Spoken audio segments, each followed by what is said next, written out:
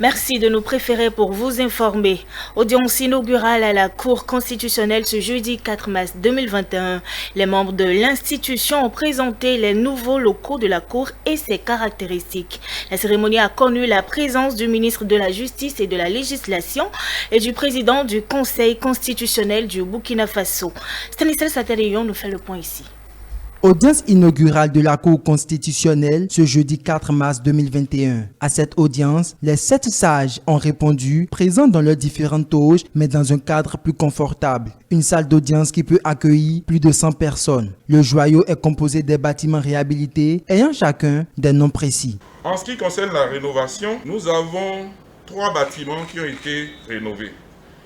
Le bâtiment C, de type R+1, plus toiture légère couvrant une superficie d'environ 338 m². Ce bâtiment, le plus emblématique de la Cour de ses origines en 1991 à 2020, est chargé d'histoire politique, juridictionnelle et architecturale. Il a eu un pensionnaire très spécial en la personne du général de Gaulle dans les années 40, lequel aurait passé une nuit dans une salle désormais rebaptisée Salle Galerie Charles de Gaulle. L'étape maintenant, ou la phase de la construction du nouveau bâtiment. Le bâtiment B, qui nous abrite actuellement, de type R+3, plus toiture terrasse avec une coque métallique en dessus, en entreprise générale couvrant une superficie d'environ 530 m² au sol, composé d'un parking de 8 véhicules, des bureaux des conseillers, des bureaux des secrétaires des conseillers, des salles de repos des conseillers, d'une salle d'audience publique. Celle dans laquelle nous nous trouvons présentement est dénommée Salle d'audience Monseigneur Isidore de Souza. Dans son adresse, le ministre de la Justice, Séverin Kenom, a fait savoir qu'il voit un signe probant de la renaissance du Bénin au vu du cadre qui les accueille. Il a salué le travail fait pour la rénovation de la Cour constitutionnelle. Il met en exergue les noms donnés au bâtiment.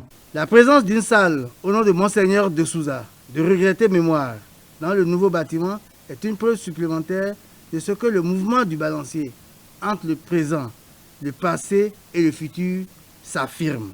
Il me semble que le fil d'Ariane des nouvelles tendances jurisprudentielles de la haute juridiction réside dans sa volonté assumée, et c'est à son honneur, d'inscrire le développement intégral de l'homme au cœur des problématiques liées au fonctionnement de nos institutions et au respect des droits de l'homme.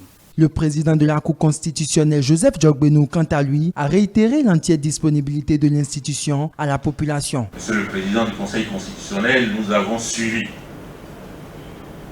et nous en sommes honorés la qualité de l'intervention du Conseil constitutionnel. Et c'est donc tout à fait à notre honneur que vous ayez choisi de vous reposer près de nous, avec nous, et que, en dépit de ce temps de repos, vous ayez accepté d'honorer de votre présence la cérémonie, la présente cérémonie. Inaugurer ces bâtiments en ce début de mars, c'est une réconciliation avec l'histoire. Et je rassure les citoyens de l'accueil de qualité qui leur sera réservé à l'avenir.